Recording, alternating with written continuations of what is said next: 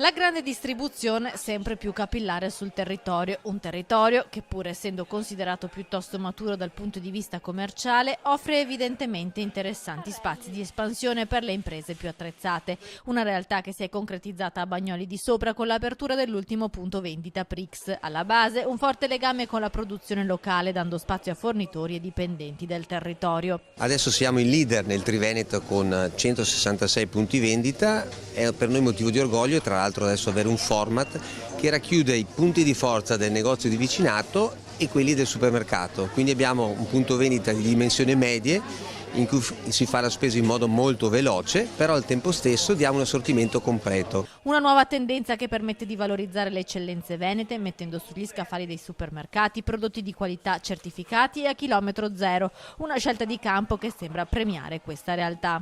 Per noi è fondamentale dare la priorità ai fornitori locali, questo ci permette innanzitutto di controllare meglio anche il prodotto, la freschezza, le consegne sono giornaliere, di conseguenza da noi il prodotto, lo standard qualitativo oltre ad essere alto è costante. Sempre più spesso inoltre il legame con il territorio viene espresso attraverso un legame sociale con la cittadinanza, sostenendo con aiuti concreti le realtà come la Caritas e le scuole di Bagnoli di Sopra. Questa apertura ha servizio proprio per la cittadinanza e che ne ha estremamente bisogno perché è un punto vendita al centro del paese e quindi di paese.